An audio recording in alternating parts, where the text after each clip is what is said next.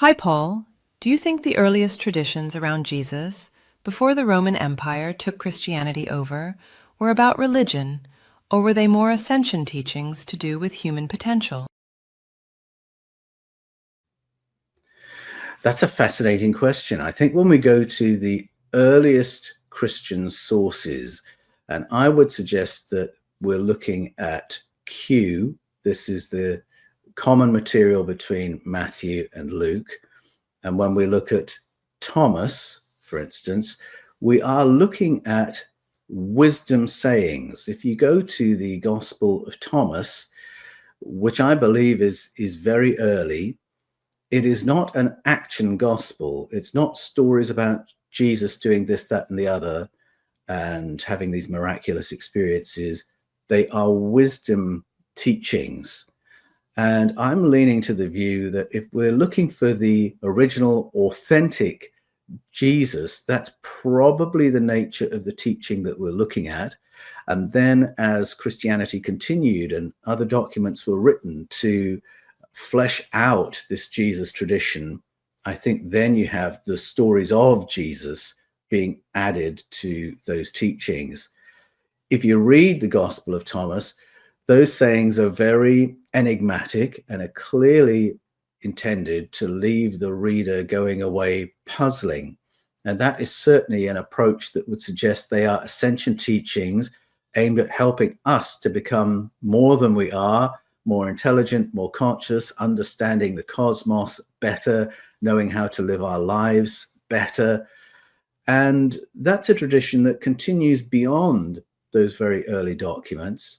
We find it in the Gnostic Gospels. I would suggest it's one of the distinctives of the materials that we call Gnostic, that it's really aimed at the ascension or personal development or spiritual development of the reader. And it didn't disappear with what we consider the Gnostic period. I think if you read spiritual teachings in the Eastern tradition, I think that's where Gnosticism went. Because if you go into Eastern Orthodoxy, you will find writers talking about theosis, which is a process of transformation in which we begin to participate in the principles of the cosmos, gain divine attributes. That word theosis is really Eastern Orthodoxy's word for ascension. And so I think there's a very broad pattern of ascension teaching in early Christianity. We see it in all three of those places. And I think perhaps in the West, we've become more distracted by questions of apologetics, what really happened, of the battle between science and religion, who's got the real account of the origins of the cosmos. And we miss these other layers that I think were so important to the early Christians, which are about you and me and about how you and I can evolve, the kinds of lives that we can have, our understanding, our consciousness. And so that's how I would see it. And as for religion, what do we mean by that word? Because religion usually refers to a pattern of devotion and belief and behavior that is directed towards a God. And when I look at Jesus's teachings, whether that's in Thomas, Q, the canonical Gospels, the Gnostic Gospels, he's not really presenting himself as an object for that kind of worship. In the canonical Gospels, Jesus said, I did not come to be served. And yet we've organized Christianity around serving Jesus, whether that's worshiping him in praise and adoration or going out on a mission field. So I think we've missed something of the original emphasis. I don't find when I look at the teachings of Jesus that I'm really looking at a lot of teaching about religion. I think his teachings are very much about life and how we live this life and how we avoid creating problems for ourselves and for others in this life. And certainly there's the theme of connecting with God in his teachings.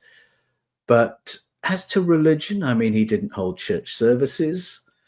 He didn't tell us to do the same.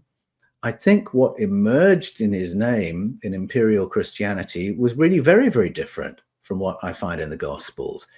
And part of my reframing of Jesus in my own research path has been to discover a far more interesting Jesus than I thought he was. And a lot of that comes from translation work, going to the root meanings of his key words and finding that he's talking about something that gets translated as basileon uranon, which we could very legitimately translate as the cosmic realm. And when he teaches about that and calling on us to understand what it means that we have access to the cosmic realm, I think that's an incredibly broad invitation to explore. And those sayings to me sound like Ascension teachings. When he says that the kingdom of heaven, the basileon uranon, is inside you, to me, it's another of those almost koanic sayings that is asking us to go on a journey of discovery and exploration,